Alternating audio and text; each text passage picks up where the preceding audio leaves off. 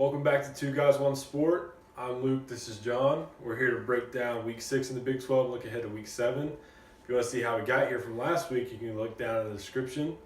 There will be a link for you. Let's get it started with West Virginia. They stay undefeated as they played Kansas. They won that game 38-22. Will Greer had 4 touchdown passes, had 4 turnovers, 3 interceptions, and a fumble. You got to put West Virginia on upset alert. You play a team like Kansas and you struggle that much and turn the ball over. If you play these teams in the Big 12 and give them more possessions, they will beat you.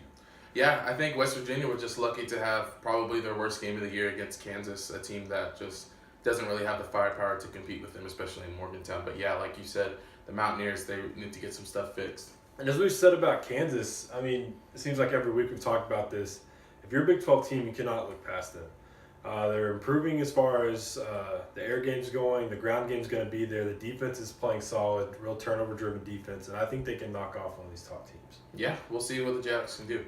Moving on, we had kind of an instant classic, the biggest game of the Big 12 last week. UT, they took down Oklahoma 48-45, and I'm sure most of y'all watched that game. That was a great game, start to finish. Texas jumped out on them, was holding the lead, and then Oklahoma with the furious comeback to tie it up, and then Texas to have the mental fortitude to go down and get that winning kick, just sending shockwaves throughout the nation. Texas they're back up in the top 10, and we'll see if they can keep the momentum going. I was impressed with Texas' defense. They really held that offense for 3 quarters as far as you have such a high-powered offense in Oklahoma and being able to get those stops, give your team the ball, and give them the chance to have a lead that they can hold throughout the fourth quarter. I think the difference in that game was Texas won the battle of the weaker units. Everyone going into the game was, could Texas slow down Oklahoma, which they managed to, but no one was thinking, could Oklahoma stop Texas, and they proved that they couldn't. We'll look at Baylor's playing Kansas State this week, or played Kansas State last week. They won that game on a last-second field goal, 37-34. This is a game that I was looking forward to as far as I really thought this would be a lower-scoring game than it was. It seemed like Baylor and Kansas State's defense weren't able to come up with those big stops, and that's what led to Baylor having to pull it out in the last seconds. Yeah, the Bears, good win for them. They're on the right side of the Big 12 standings, and for Kansas State, they're scrambling. They're looking for answers. They need to have a good performance soon, otherwise their season will be lost.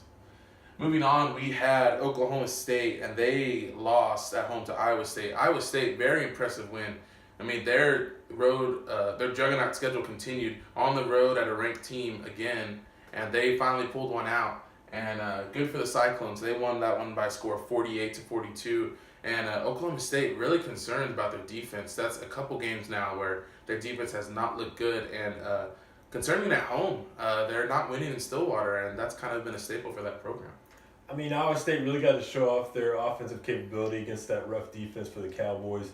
I mean, you got to look for them. They're pretty solid all the way around as playing pretty sound defensively, and they can show that they can put up points against the Cowboys. Yeah, and I kind of skipped over. As we talked about, TCU and Texas Tech, they're meeting up this week. They were on a bye last week.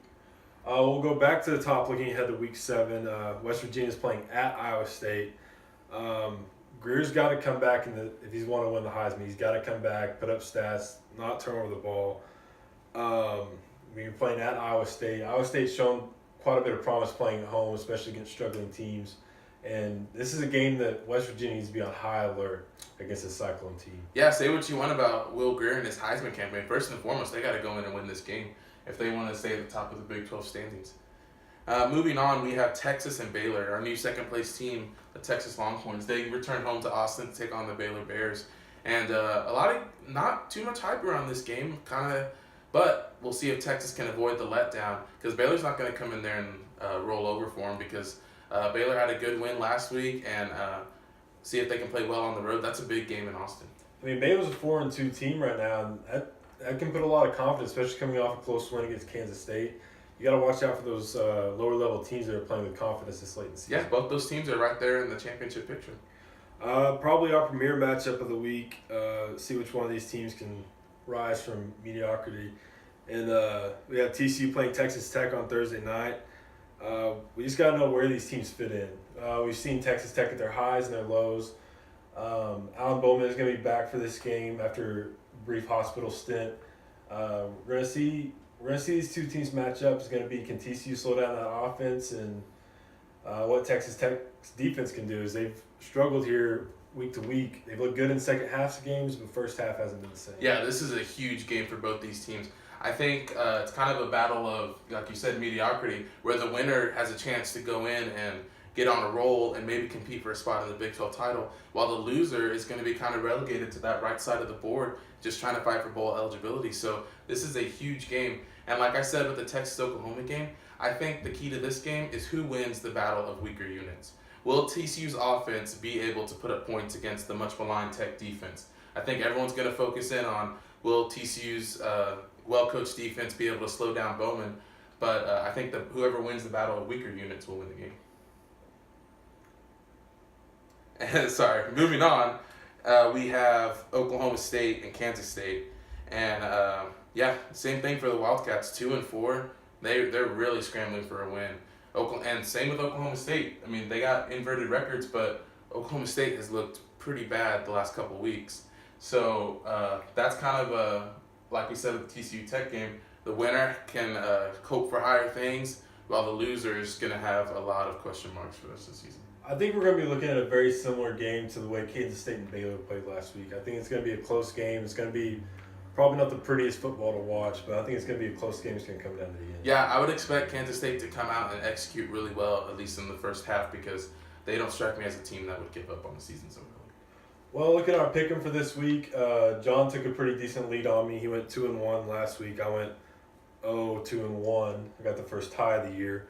But I had the first pick this week, and I'm going to take the University of Central Florida, 4.5-point favorites playing at Memphis. I just think that offense has shown no signs of slowing down, and I don't believe it's going to be different. That's a great pick. I mean, Memphis, they've been good in past years, but they kind of seem to be not up there with the group of five elites this year, and their defense has always been their kind of weakness, and that offense with McKenzie Milton just, I think that's a good pick. They're going to roll in there and take care of business. With my pick, I'm going to keep it in the state of Florida. We got the South Florida Bulls heading to Tulsa, and they're only favored by 7.5 points. That line kind of stood out to me. Tulsa's 1-4 on the year. I know they played Texas close. They gave Houston a good game last week. But I think Charlie Strong and those athletes down in South Florida, I think they're going to go into Tulsa and win by double digits. Something about USF, I mean, they had a really solid team last year. They're kind of down, having a down year as far as talent, but they're really getting some confidence going, staying undefeated. But Tulsa, they bounce around. Maybe can pull off the upset against the line up there in Tulsa. Yeah. My second pick, the undefeated Colorado Buffaloes, 7-point underdogs playing at USC. Every week that I watch USC, it just seems like they're not that same USC team you always see that's going to play consistent football and be able to play really elite football.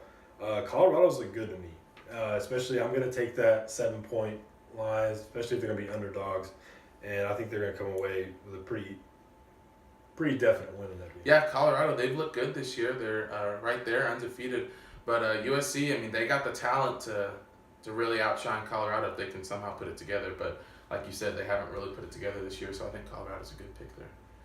And my second pick is going back to Old Faithful, the Crimson Tide.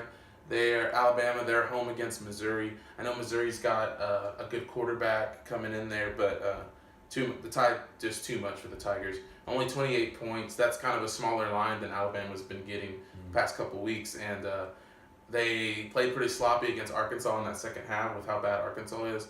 So knowing Nick Saban, I think they're going to come out and just put the whooping on Missouri.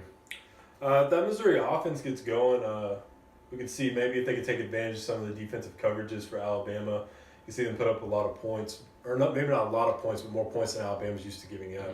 So it could make it interesting there towards the end. My last pick of the week, I'm going to go with another underdog. I'm going to take Wisconsin playing at Michigan. They're 8.5-point underdogs.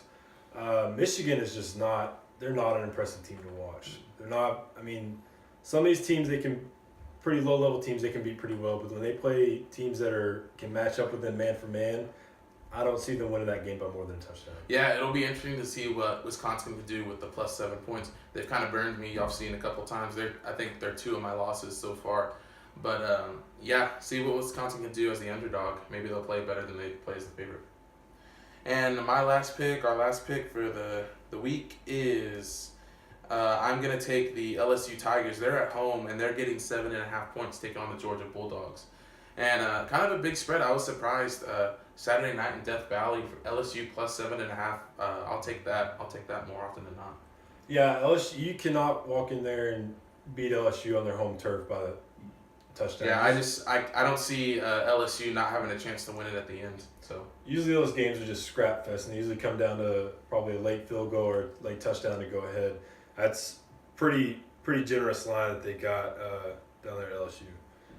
Well, next week we will look back at Week 7 and see how the Big 12 standings are, and look ahead to Week 8. Other than that, we'll see you then. Thanks for watching. thanks, guys.